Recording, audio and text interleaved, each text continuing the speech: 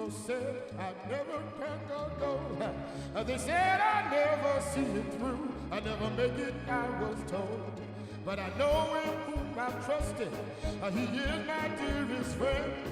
I never turn back or retreat. I'll stand firm to the end. God built the building, He should will stay. He placed it on the cornerstone that never will give way. Guarded by His angels, strengthened by His hand. If God built the building, then He sure will stand. So many say they're Christians, they're following their own plan. Day and night they labor, they're building on the sand. They trusted in religion, doctrine made by man. The church was built from Calvary's cross, and over the rock it stands.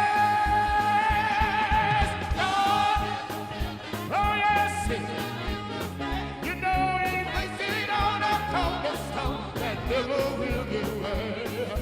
Guarded by His angels, strengthened by His hand. You know built the building, then He sure it will stand. When Jesus built the building, He made it strong and strong. He walked through death cold chamber, that the devil there had on. He said, oh Lord, my work is finished. My mission is complete. I've conquered ye death and the grave, and I come to get the keys. And God, oh yes, He placed it on a cornerstone. God, and yes, oh yes, took it by His hand. You God built the building, He should stand. So many say they're Christians, they're following their own plan. Day and night they labor, and they're building on the sand. They trusted in religion, doctrine made by man. The church was built from Calvary cross, and on that rock it stands. Oh, if God, I know you know He placed it on a cornerstone. Oh, guarded by His angels, strengthened by His hand. If God built the building, He should it will stand.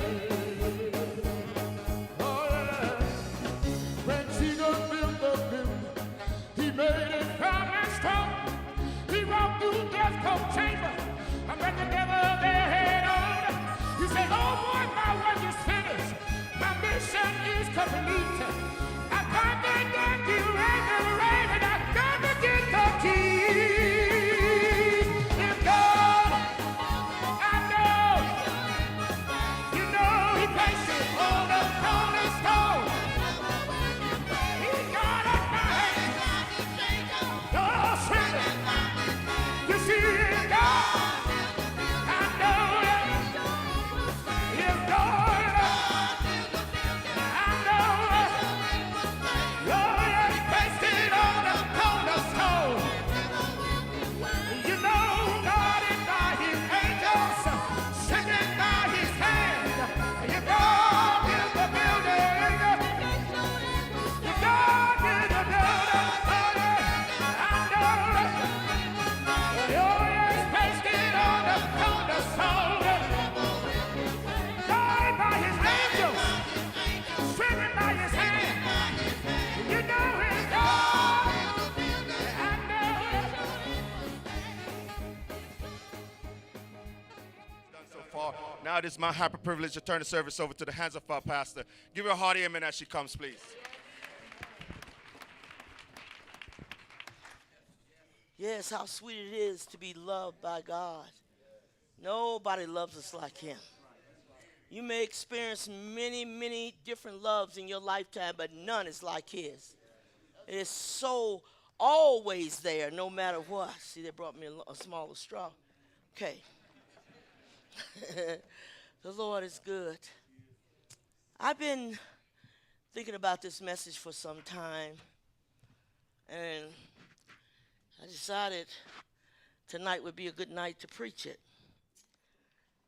And it's about transitioning. Everybody in the world goes through a time of transitioning from one thing to another. Change is something we don't readily accept. We kind of would like not to go through the process of change. I think we want to change to do something better or go here or go there, but at the end of the day, we don't mind being there. We don't like the process of getting there. So the more I thought about that, I thought everybody wants to go to heaven, but nobody really wants to die. So if I could just get there some other kind of way, well, you can. When the 14th chapter of John is where I'm coming from, Jesus said, "Let not your heart be troubled. Ye believe in God, believe also in me. In my Father's house are many mansions. If it were not so, I would have told you. So I go to prepare a place for you. And if I go and prepare a place for you, I will come again and receive you unto myself, that where I am, there ye may be also. And whether I go, ye know, and the way ye know." But Thomas said unto him, "Lord, we know not whither thou goest. How can we know the way?" Jesus said unto him, "I am the way, the truth, and the life. And no man cometh unto the Father but by me." I want to preach to you a little while tonight. There's not a person in this room that haven't went through some type of transitioning. Every one of us. We don't like it because the process we go through sometimes is painful. Sometimes it means sacrificing, giving up something else to get through it. But when I thought about it, I looked back at my own life and said, "Lord, thank you for the change that you made." It wasn't easy. It got hot sometimes. It seemed like it just would not go away. But when you come through on the other side, there's no feeling as good as that. There's no pain once you get through it. It's just rejoicing and praising God for the opportunity to be able to experience new things from God, and we all can. So if you want to have something spiritual happen in your life, you must go through the process. You must not back up and say, "You know what, I don't know if I can make this." You'll never be able to obtain what you want for yourself in the spiritual realm until you're willing to pay the price for it. It cost us something. When Jesus came and gave his life, it cost something for us to be where we are today. It's not just one little thing that happened. I'm talking, he bled, he suffered, he went through the agony of death. He went through the Garden of Gethsemane. He went through all these things just so me and you could have a way to get out of a bad situation. Now, he's talking to the disciples here. He's saying, don't be worried. Don't trouble yourself, because I'm getting ready to leave you. And so if I know that I'm getting ready to leave you, I want to give you some comfort. I want you to know it's going to be okay. Nothing is like saying goodbye to somebody that you love, that you spent time with, and that you've done so many things with. But he's saying now, don't worry. Don't let your heart be troubled. Don't worry about anything. I'm coming back. I'm coming back for you. Sometimes I don't know if we truly believe that. I do. But I think sometimes the way we live our lives, we don't really believe he's coming back by the way we live. But if you really believe in your heart he's coming back, there's nothing in the world better than that I know he's coming for me. In spite of everything, in spite of all the things that's going on in the world, he said he'll be back, he will be back. He said, in my Father's house, he told him a little bit about the place where he's going. He said, there's a lot of mansions there. Most people may not be able to relate to mansions because we don't live in mansions, okay? But he said, and if it were not so, I would be honest with you. I would tell you if it wasn't that way. In other words, I'm not going to lie to you and tell you these things, but I'm going to tell you it is true. It's many mansions there. And then he says, and I go to prepare a place. The mansions that are there, I want to prepare a place specially for you. So he says, but if I go and prepare a place, I will come back. Nothing is worse than you looking for somebody to return and they don't come back. They said they would, but you never seen them again. You never heard from them again. But he says, I am coming back. And when I do, I'm going to receive you unto myself. He says, and where I am, that's where you're going to be. We couldn't ask for more than that. Then he says, and whether I go, you know, and the way you know. So you know where I'm going. I'm going to prepare a place. I'm going back with my Father. I thought how much he must have missed the Father because they're one. And you had to come here for 33 years in this world and give your life, pay the price for salvation. He's never been separated from the Father before. So if you've never been separated and you become separated, you long for that time when we can get together again. So, but when he said that, Thomas listening to him, as all the other disciples were, and they said, Lord, we don't know where you're going. Where are you going? How are we going to know? Can we really go if we don't know where to go? He said, I'm the way. If you follow me, you'll be able to come. So since he's the only way, we don't have to worry about looking for another way. Maybe it's around here. Maybe it's just one way. So we're going to get there. No matter what's going on in your life, if you will just take a moment and realize that all the trials and all the tribulations and everything you've gone through in this life, the day comes finally when you transition from this life to glory. I can imagine that. Sometimes I try to imagine what that would be like. Where will I be at? What will I be doing when the transitioning comes around? I don't know, but I know one thing. It's going to be a good journey. Me and my son was talking about it today and talking about the unknown, that people oftentimes are afraid of the unknown. What we don't know. We don't know what all happens to us when we stop breathing and pass over. We don't know all of that. But we know we're going to get to that place. So you have to. Christians have the greatest thing to look forward to, and that is it's not going to last always. We're going to end up getting out of here. That's a comfort in the word, that at some point, all the things that you go through has an end to it. At some point, you are going to go toward that place that you've been working for all this time. Yes. So, transition is the process or a period of changing from one state or condition to another. We have to go through change. See, before we can join him in heaven, we're going to have to be processed. We got to go through the change. Because if we don't go through change, you can't get there. And so all the things that he's putting you through, everything that God is putting you through in your life right now is about preparing you to make that transition. And we're going to do it. See? There are many transitions in this life, many. Some of them are large, some of them are small. Probably the largest transition that we'll ever experience is dying, leaving this world. And we leave people behind that you love, that you cared about. To me, that's probably the most painful part of the transition, is that the people that you spent your life with, that you're going to say, I have to say goodbye now. I have to say I'm going on. But Paul, I think every leader feels this, because Paul said, let me turn over here. He was talking about how it was time for him to leave. And he said, wherefore I take you to record this day that I am pure from the blood of all men. I truly could add to that.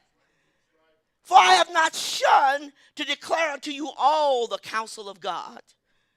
Take heed, therefore, unto yourselves and to all the flock over which the Holy Ghost hath made you overseers to feed the church of God, which he hath purchased with his own blood. For I know this, listen to this, that after my departing shall grievous wolves come in, enter in among you, not sparing the flock.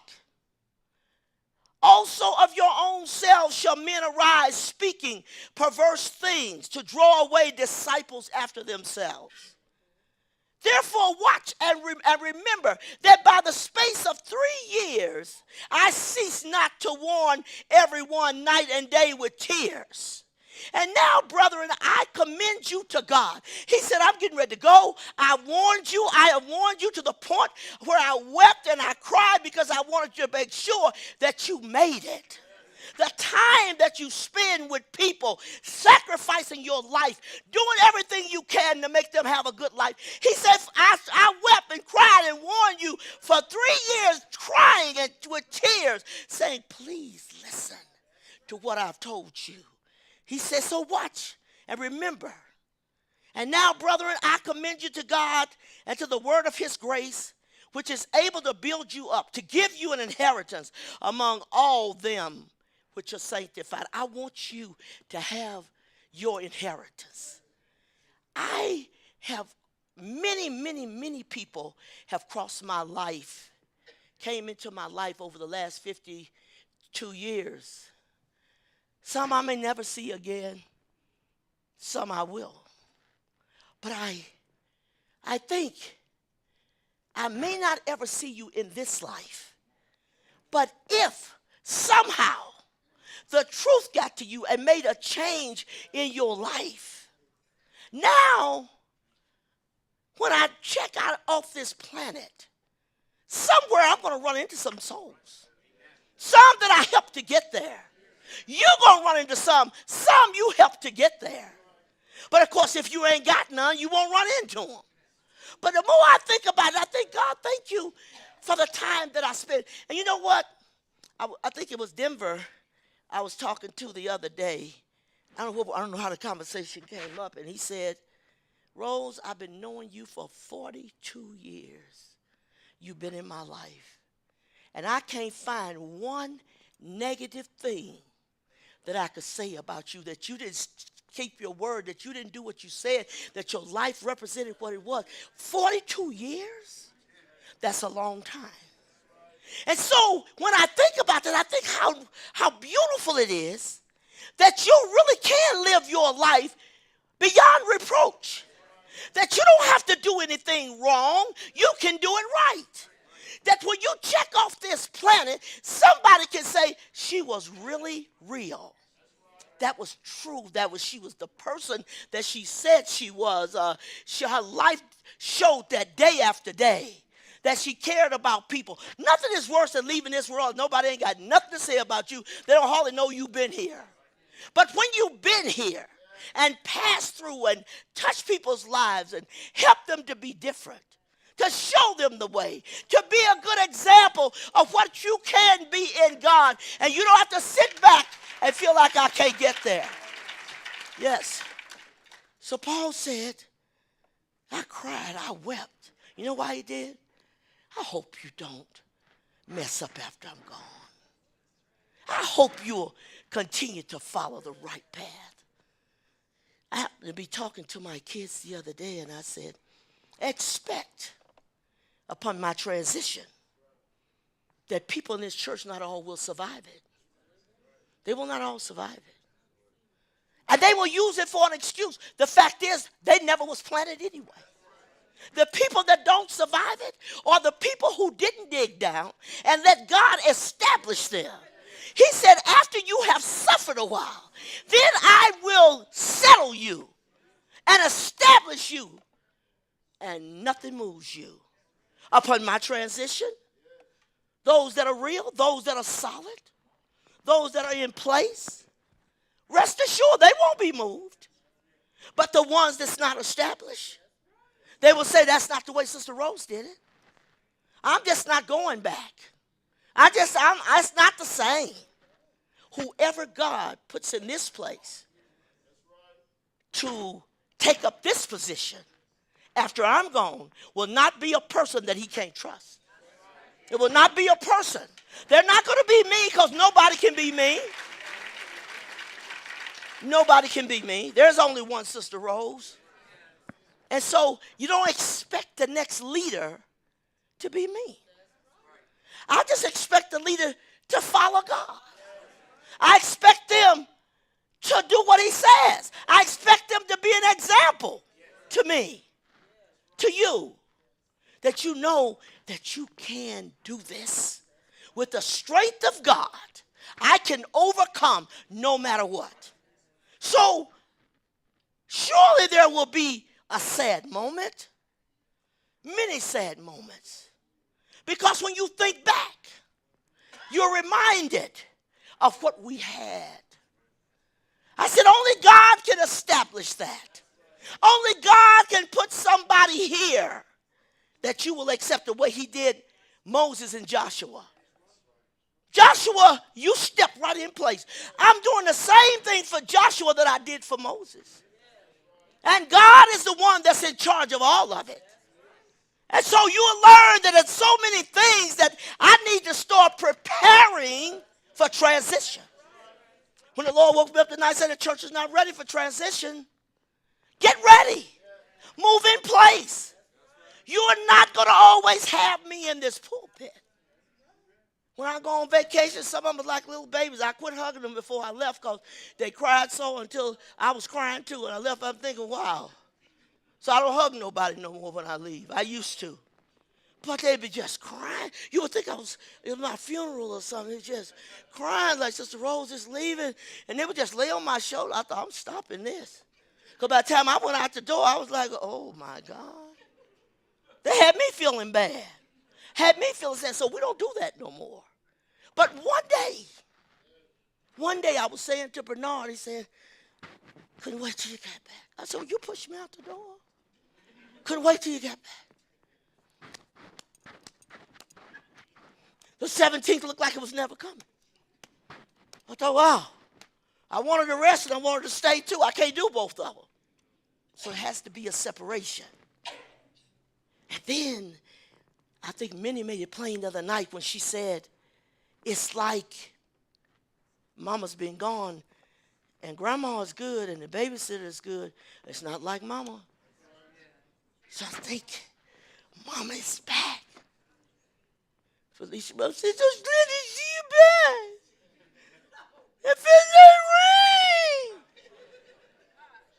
But one day, I won't come back. One day, you'll have to look at that and remember. I told my kids, I said, one thing y'all have going for y'all is you got so many tapes of me preaching and all that. And many, many times, you'll look at those tapes. Have an appreciation. And did I really value what I had when I had it?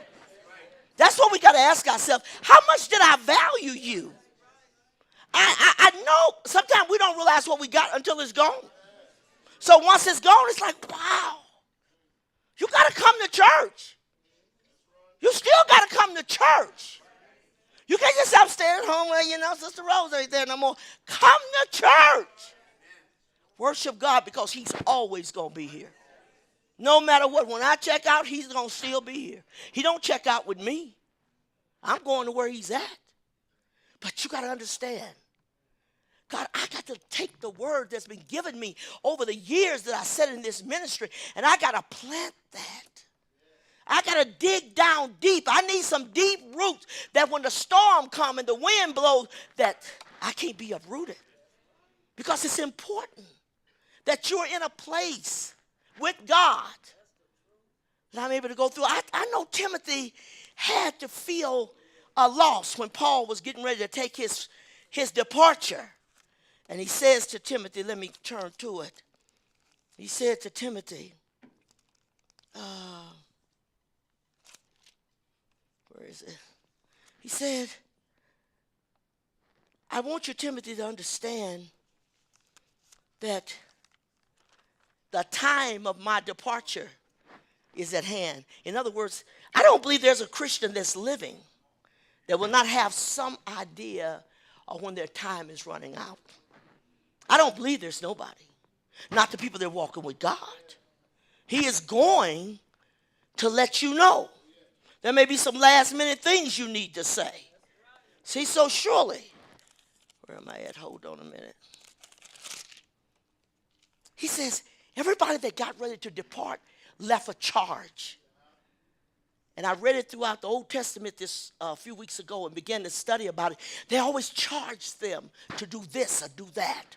Don't do this and don't do that. But Paul said to Timothy, I charge thee, therefore, before God and the Lord Jesus Christ, who shall judge the quick and the dead at his appearing and his kingdom. Preach the word, Timothy. Don't stop preaching. Preachers preach the word. Listen to what he says. Be instant in season and out of season. When they feel like it's the right time or the wrong time, preach the gospel of Jesus Christ. Reprove them. Rebuke them. Exhort with all long suffering and doctrine. Exhort them. Don't give up, Timothy. This is Paul's son that he begot in the gospel. So hang in there. For the time will come, Timothy, when they will not endure sound doctrine, but after their own lust shall they begin to themselves, heap to themselves teachers having itching ears. And they shall turn away their ears from the truth and shall be turned unto fables. Don't be alarmed. That's why he said, don't be alarmed. Some of these people, they ain't going to listen. They're going to turn away from the truth. People don't like truth. But you got to say it anyway. You got to teach it anyway. They're not going to like it.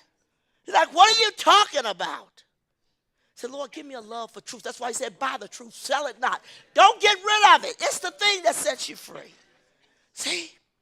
So he says, but watch thou in all things, endure afflictions, do the work of an evangelist, make full proof of thy ministry, for I am now ready to be offered, and the time of my departure is at hand, Timothy.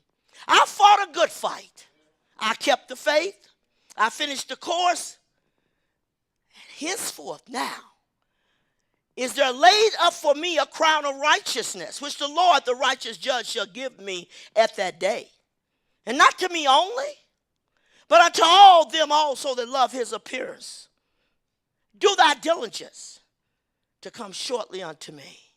But I must charge you. I want you to understand what's going to take place upon your departure. I want you to understand. I'm glad that when we depart, we don't have any knowledge of what's going on. I don't think my kids could tell me anything. If mama was here, she would be shocked. I'd be shocked at nothing that people do. Because after you live this many years and go through all these things, you're not shocked anymore. People might do anything. People that you trust, people that you believed in, people that you felt was your friend, that was your true brother or sister in the Lord. Many of them, I would not be alarmed at anything because we've seen a lot. Is it going to get worse? In the last days, perilous times shall come. Men shall be lovers of their own selves rather than of God. These things are going to happen. I tell my kids sometimes, I'm so glad I won't be here for all this other crap. The world's in a bad shape. It's worse than I ever dreamed I would live long enough to see. And every day I'm alarmed sometimes at what's going on in the world. How did the church come to this place? How, God, did the people go after other things rather than come after you? Why is it that they don't want to attend your house and come and worship in your presence? What is wrong with that picture? In my day, that wasn't like that. People came, they worshiped God, and they couldn't get there fast enough. And David says it so well. He said, I was glad when they said unto me, let us go into the house of the Lord. Yes. People are not glad to go to church anymore. They'd rather do something different. See? But Jesus is always there to comfort us. Change is coming. You must go through it. You must remember. I got to remember what I was told. I got to remember what was said. Let us take the most earnest heed to the things that we've heard. Least at any time we should let them slip. I got to remember that. Remember what Sister Rose said. Remember that message she preached. Remember that situation. Look at how it was dealt with. Look at how she loved. Look at how she didn't give up. Look at how she told us don't give up. Yes. No. For no other reason. I plan to see her again. You know, that's the comfort that we have when somebody departs. But I'm going to see you again. That's comforting. Paul said we don't weep as other men weep. Because we know that we're going to see each other again. This is just a moment. It's really a moment. You're going to go to sleep. And you're not going to wake up. But you know what? Every Christian that served God and gave themselves to him 100%, they are looking forward to that day. For you to say, well, you know, I just wish that never had to happen. Well, I'm not on your side. I'm glad it's going to happen one day. I don't know when. The other day we were sitting, me and the kids, and they said to me, they were saying how long they think I got left. Of course, if they could keep me here, I'd be 100, but I'm not going to be here. I'm staying here that long. Are you kidding me? I'm out of here. I look forward to this day. I remember the story that was told back home. This man had several sons, and he was getting ready to pass away. He was going to depart this life and go to be with the Lord. And the sons was around the bed, and they were just crying and weeping and sad. And he raised up for a moment. He said, wait, boys, wait. He said, I live for this day. Don't weep like that. I live for this moment, for this hour. I don't want you acting like, you know, oh my God, whoa, what are we going to do? He said, I want you to know I fought some battles. I went through some things. And for this hour, I worked for this hour. That I'm able to get out of here. I'm able to go. I'm going home. They asked the preacher at home that was dying. They said to him, what does death feel like? He says, it's like taking a cool glass of water. Just comforting. Nothing troubling about it. We worry. We wonder about this and wonder about that. You know, but you just got to love God more than you love anybody. Because let me tell you, we all going to transition. We're going to go through some things. So when God is putting you through different things in your life, don't complain about it. That's going on for you for something better. He is preparing you for the future. He is preparing you for your tomorrow. He's preparing you for a time of transitioning. Are you going to be able to make it? Some people ain't going to make it. See? Survival simply usually means to succeed in keeping alive against odds. To live after some event that has threatened one. Some event. We're going to have many events coming in our life. Things are going to change. The Lord told me you're a foundation layer. Others will build on it. You lay the foundation. When the foundation is completed, somebody will come and build it. That's what I'm supposed to do. That's my part. Lay the foundation because, you know, the building ain't very good unless you got a good foundation. The foundation determines if your house is solid. That's why he said build your house on a rock. Don't do it on the sand. It won't last. Everything the people in this church get is about one thing. So putting yourself on the rock. That whatever happens, you're going to face some things. You're going to face some crises. You're going to go through some changes. You don't think, I thought, oh my God, of all things, not this. You think, God, anything but this. But anything but that will not make you if you don't go through it. You got to feel the pain. You're going to hurt. When Sister, what's her name? She said, in heaven, every tear that we shed is kept in a bottle. Beautiful bottles. And the tears smell like a fragrance. So God never forgets any tears. And let me tell you, they must have a fat bowel for me. Because I've done some crying in my days. So many hurting things, so many disappointments, so much betrayal, so many people stabbing you in the back and thought they were with you and they loved you and all this stuff. I don't believe any of it no more. That's why I said, don't give me praise. Just praise God, not me. Because you can praise me today and hate me tomorrow. All because of truth. But I don't want to hear truth like that. People like you until you walk on their street where they live and knock on their door and say, this is what's wrong with you. Who do you think you are? I'm a child of the King, and this is what's wrong with you. See? So, change can give us happiness.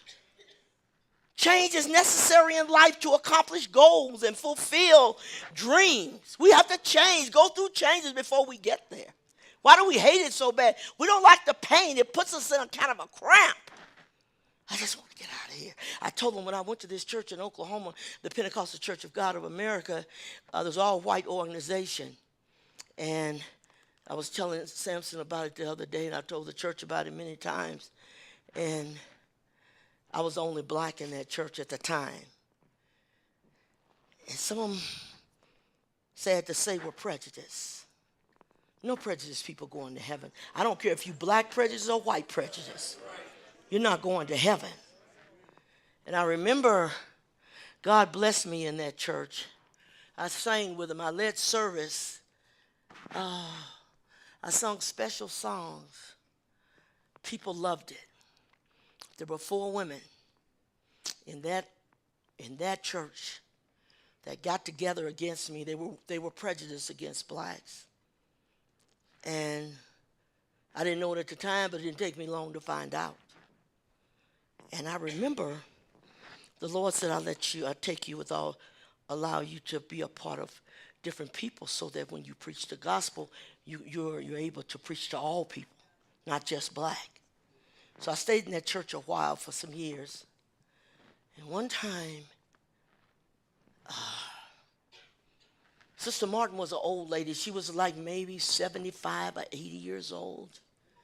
But she was an excellent cook, and she always cooked the pastor pies and cakes and stuff. She could cook really good stuff. She didn't like me. So they told some lies on me.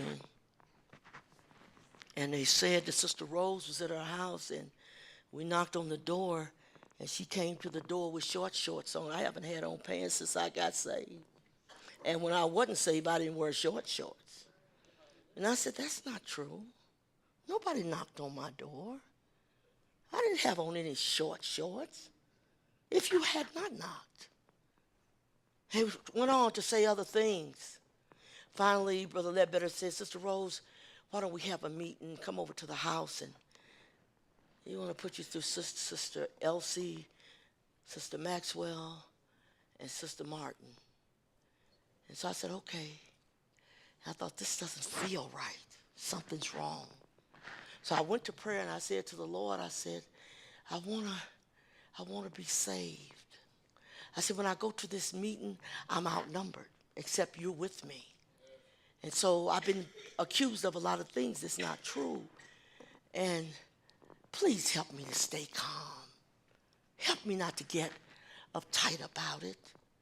And so when I got to the house, they came, and Sister Martin, she walked with a cane.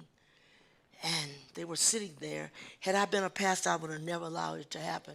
And I observed this, and I said to the Lord, I never thought any time I would ever be a pastor at that time. And we sat there, and they began to just throw out the accusations of this and this and this. When they got through, I said, Brother Ledbetter, none of those things are true. I didn't do what they said. That's not applying to me. I kept saying to the Lord, I want to stay saved, because before I got saved, I would beat your rear end to the ground. And I realized being saved, I couldn't beat you up, so I need to stay saved. Nobody would call me a name or lie on me unless when I got through with you, you would never, ever do it again. So I sat there, And I was waiting for the pastor to defend, to say, Sister Rose, is this true? He never did. Said he kind of slanted to their direction. And so Sister Martin, she was just really mad at me for no reason. I hardly know this woman. And she stood up and she said, she raised her cane at me and she shook it like that. And she said, let me tell you something, Sister Rose. I'm going to heaven. And ain't no nigger going to keep me out of there. I had never been called a nigger before. That lump came up in my throat. That lump must have been that big. I said, I swallowed. And I whispered to the Lord and I said, God, I want to be saved. And you know, this is not something I would take. I've never been called that name before. Unsaved, nobody ever called me that. And she shook her cane in my face. The pastor sitting there didn't say one word. You know, that wouldn't happen in this church. I'd have stopped you dead in your tracks.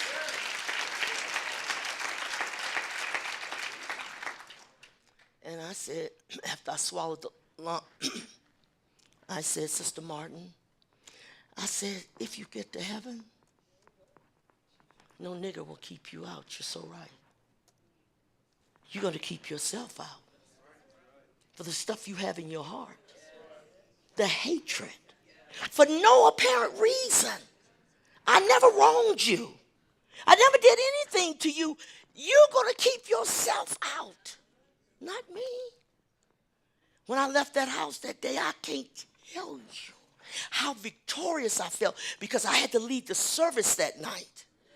And I went home and I prayed, and when I got up to the pulpit to lead the service, the Holy Ghost was all over me. And I was so glad that I left with the victory. I didn't call no names. I didn't mistreat anybody.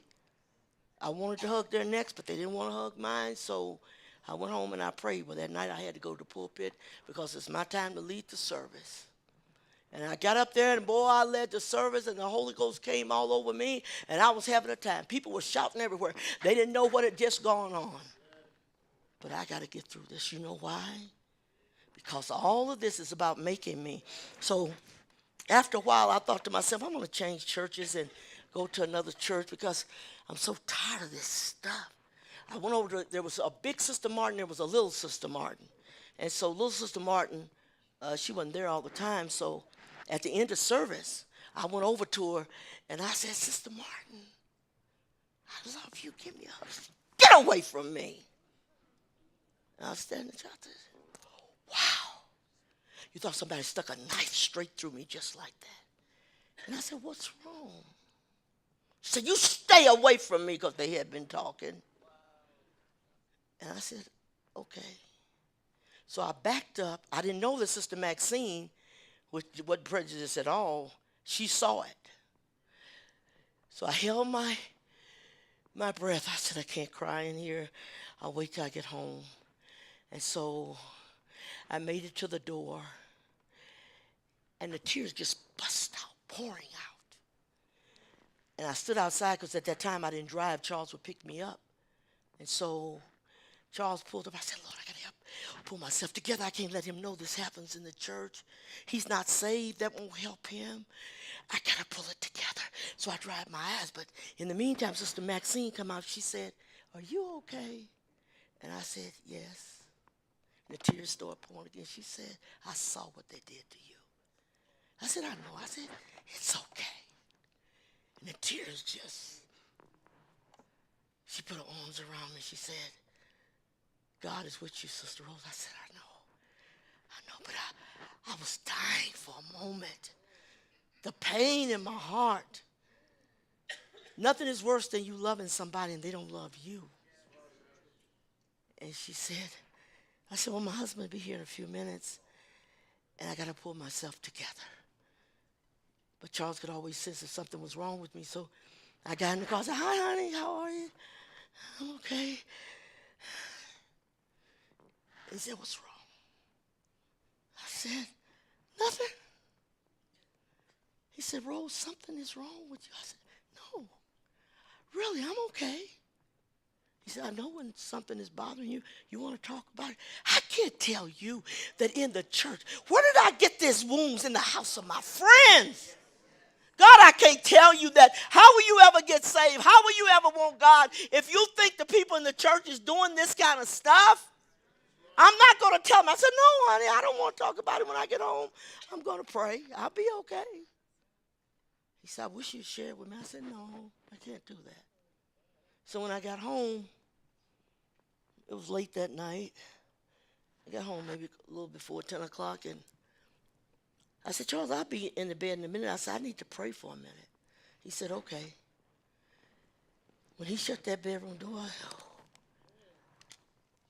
I had to cry. If you've ever tried to cry in,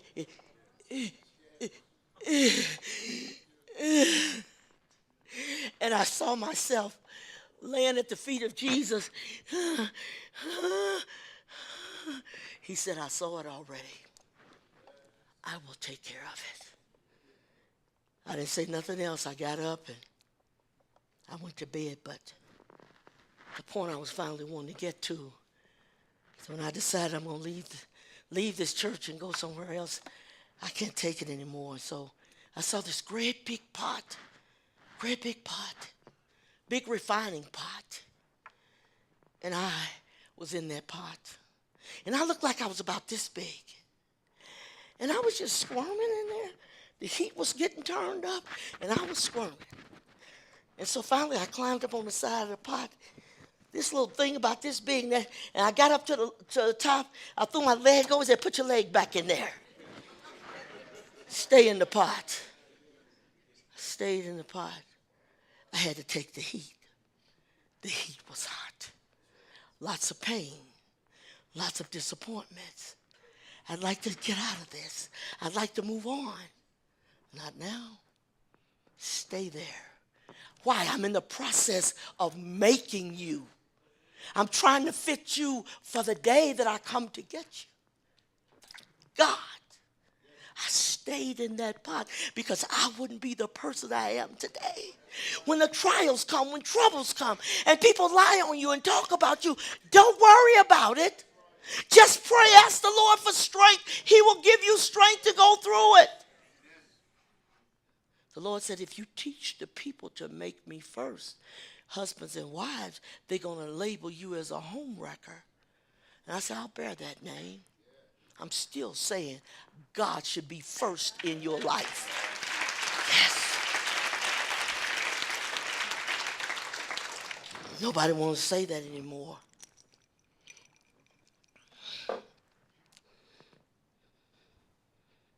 Nobody comes first in my life except God. When my husband was here, he didn't. My children, I love them dearly, but they don't never take first place in my life. That's what you ought to be. God is number one. I want what you want. I want to do what you want me to do. I'm not concerned about my own will. I just want you to be happy with me. That's only one trial. They are many. And 50-some years, I cannot count them. That brought me to such a time as this. And as I look toward heaven and know without a doubt I'm on the last leg of the journey, that I fought a good fight. I kept the faith. I finished my course. Paul said, I'm not guilty of any man's blood. Why? Because I told them the whole counsel of God. When they liked it, when they didn't like it. When they got mad and left the church, I still told them. So I have no regrets. So when I look at his face, I don't have to drop my head, but rather look at him and say, Lord, I thank you for taking me through the fire. You got to go through the fire, through the flood. You must go through. Without that, you can never be ready for the kingdom. He perfects us in the fire. He perfects us in the flood. I'm going to take you through it. Everybody. One day you'll give somebody a charge. And change is good. It's so good, but it's so painful. See? Can you stand the transition? Can you stand it? It's not going to be easy. I told my daughter, I said, I'm so glad I ain't going to be here for my funeral.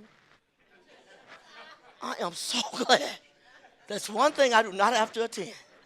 Because I can't imagine. I can't even imagine.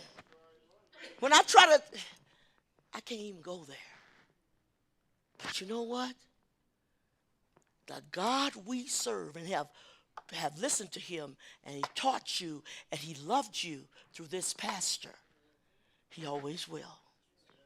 Even when the servant is no longer present, God says, I'm still here for you. I'm going to take you on. I'm going to continue the journey. Don't think that it's over. He said, Joshua, there's still much land to be gotten. You got to go forward. As I was with Moses, so will I be with you. Don't worry. Let not your heart be troubled. You believe in God. Believe also in me. I would never tell you a lie. I'm going to make a place for you. Something beautiful. Mansions. Something that you never experienced in this life. Most people will never live in a mansion. They don't even know what that word means. What does that mean? Oh. My grandmother used to say, a tent or a cottage. Why should I care? They're preparing me a mansion over there. I thought, but you can have a little something here, Grandma. I mean, you a bit. Come on. I remember her buying one chair, a recliner, black pleather on the side, and gold fabric down the middle. I love gold. Every time I read about heaven, it talks about gold. I said, God, thank you had me in mind. I love gold. And my grandmother said, you see that chair sitting over there? I didn't eat that mess. I'm thinking, enjoy the chair. A tent or a cottage, yeah, but you can have a little more than a tent or a cottage. It ain't going to compare to what's in heaven, but come on. And then she said, bought this washing machine. Who brought me that to my house the other day? Yeah, they showed me this picture of this old-fashioned wringer washer that really told me how old I was. I remember that machine. Standing there wasn't no such thing. You had a nice thing whipping the clothes around, but after that, baby, you have to feed that thing through those rollers, and be careful, don't catch your finger in there; it'll flatten it out on you. So I said, look at that old-fashioned washer. It was so many memories. There wasn't no automatic nothing. Dishwasher? No. You had to heat that water. Heat it again to rinse, heat it to wash it. I don't know all this stuff. But I think back, turn your phone off. Yes. So understand, God is preparing us. Transition is about preparation. God said, I'm getting ready to take you through something. You know, prior to my husband's death, 4 weeks, I believe it was, prior to Charles's death, that the Lord had me to spend every morning 4 hours in prayer. At that time, we were not having 4 o'clock prayer, I don't think, in the church. I can't remember. But anyway, every morning after prayer, regular prayer meeting, I had to spend another 4 hours in prayer. I didn't know that Charles was getting ready to leave. I knew the Lord had showed me he was going to take him, but God's always going to take somebody. He's not talking about right now. That's what I thought. Not right now. So every morning after regular prayer, I go back to pray for 4 more hours. What was it about? Preparing you for the death of your husband, though you don't know he's leaving you. And so when I had the dream, and I had a dream that the Lord came and got him. This is before that time, and I was crying in my sleep. And Charles said, honey, what's wrong? What's wrong? I said, the Lord came and got you. He said, I'm not going to leave my boo. I said, but you can't control it. And I laid on his chest, and I cried, and I cried, and I cried. He said, honey, don't cry. I'm not going to leave you. I thought, you don't control this. I mean, you may not leave me for a woman, but you can't leave. You don't have no control over death. So I came to church, and I got the kids in the office. I said, I dreamed that God came and got Daddy. And I said, it was so real. And that tear just started crying. Everybody was crying when we had a little window in the office door like that so we could see out. And I said, here come Daddy. The time he got to the office, we was just acting out a real good lie. Just taking things as usual, because he would have been upset had he known we were in that office crying. He was going to be upset, and we wasn't going to do that. But wasn't long after that. I can't even remember the time. Usually I write my dreams down and watch the time, but I didn't on that one.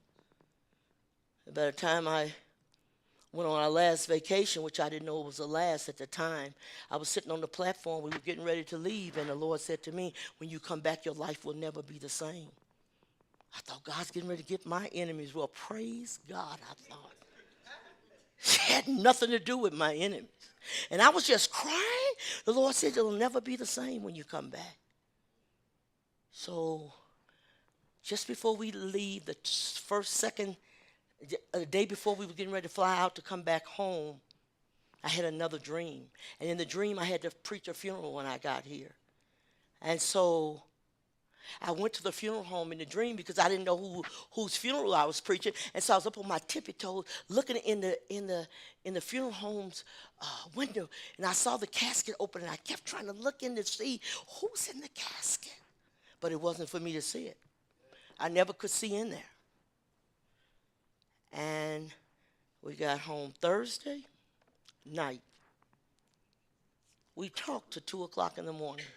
We always talked after vacation, the fun we had, all the things we did, and all these things. So we just laid there and talked, and then we ain't used to the time. It's 2 hours different. We just laying there talking to each other. And I said, honey, we better go to sleep. Went to sleep. Next morning, he gets up and said, honey, I'm going out and cut my grass, and these kids didn't take care of that grass while I was gone. I'm going out and take care of that. And I'm going to run to the bank, and I'll be right back. I said, well, when you come back, you got to take my car and wash it. He said, okay, I'll be back in a few. That few was the end. All that morning, I kept thinking, why did Daddy call me? He always calls when he's going to be late. Pretty soon, L.J. Simpson was running down the highway in the Bronco. And I was sitting there in the TV watching it, but at the same time I'm thinking, well, I haven't heard from Charles. I always hear from him. He's going to call me if he's late. It's 12 o'clock. Phone rings about that time, and the lady says, is this Mrs. Banks? Yes. This is St. Francis Hospital. Can you come down? Are you married to Charles Banks? I said, yes. I need you to come to the hospital. I said, why is he in the hospital? Well, we don't want to talk about it over the phone. Just come to the hospital.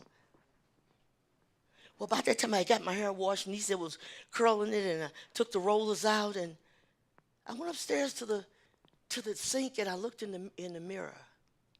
And this is what I said. You wouldn't take him from me, would you? Nisa comes over. She said, Mama, God wouldn't take Daddy. But I said, no, I don't know. I said, you wouldn't take him, would you? Never said a word. I mean, God don't talk a whole lot, but he didn't say one word. But he was preparing me for a different place in ministry, and my husband was not going to be a part of that. Whatever he was doing with me, put me by myself for the last 24 years. I proved faithful. I stayed true.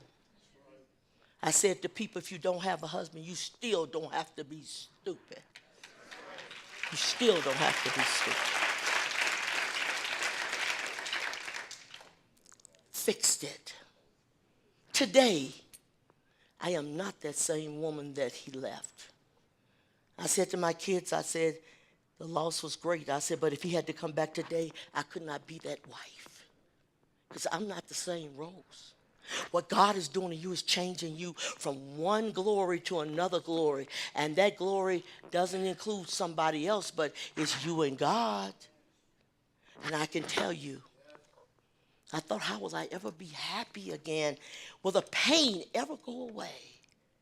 But it went away. Tonight, I've been through the process. I've been through the pain. I've been through the loss. 4 years later, my 29-year-old daughter died. I've been through it. I know what it feels like you're going to go through some stuff. If you think you want to serve God, you better prepare. That I better do what it needs to be done. Because I guarantee you, everybody in this church who is established, there's not a storm, nothing can come that will move them. Nothing. But if they have not prepared themselves, and they just played around, and they're just a little tree on top of the ground, they don't have no roots, you're not going to survive. Say, Lord, help me to start digging in. Help me to start getting myself really in this place where I need to be, where I'm strong.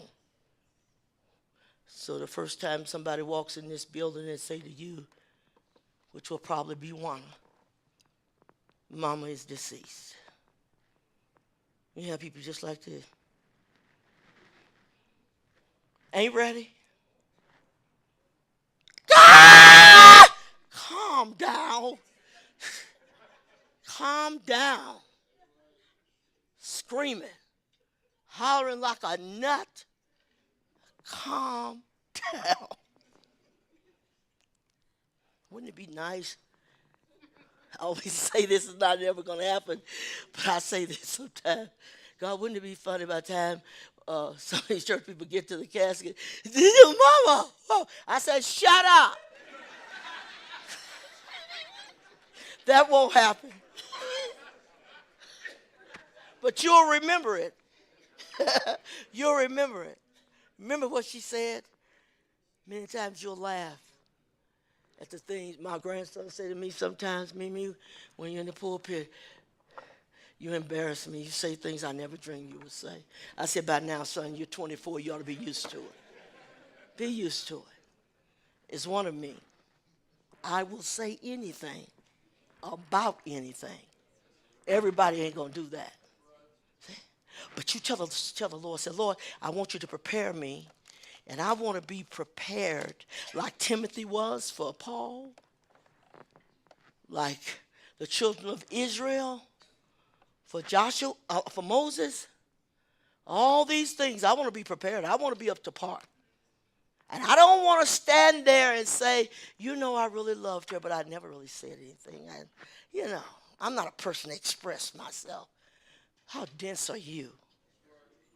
Don't stand at somebody's casket and your cry is from, I didn't tell you, I never told you I loved you. I can't hear you. Don't worry about telling me now, baby, it's done. And I don't care whether you love me or don't. At this point, I'm shouting on the streets of gold. And you there talking about this. I wish I'd have told her more. Now, please, do not flood me with, I love you. I love you, just cool it. You know what? Most people in this church that love me, if they never said it, I know it. It's what they've done. They prove themselves again and again. I know they love me. And there's some of them I know don't give a hoot. But of course they got the face on. I don't trust you. See, know that God is in the process of preparation. Let him do it to you. He prepared me.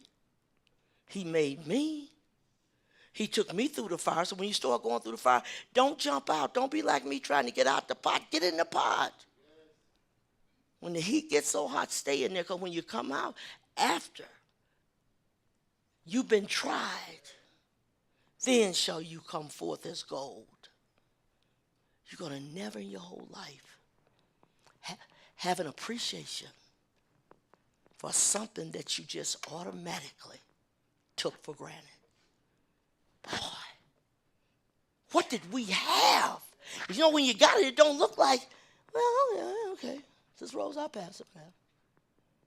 But when it's no longer here, you will say, as your life goes on, I drew from all the things that she told me, and because of it today, my time has come, and I'm facing the kingdom, and I can say because she taught me so much, made me who I am today. Yes. So, every person Solomon gave David charge. David gave Solomon charge. This is what I want you to do, Solomon. Be strong. Don't give in. There's no awards for weakness. If you remember nothing else about me, you're going to remember about, boy, she didn't bow to nothing. She stood tall. In spite of all that she faced and all the pain and the betrayal and all those things, she stood tall. Don't fear the transition. Every transition brings you to another level. And they're not all going to feel good. In fact, most of them will feel very painful. But if you take it, you will come out the way God wants you to do it. What an opportunity. What a time that we could say I had a chance to be an example and let him shine through my life to a lost and a dying world. God bless you. Stand to your feet.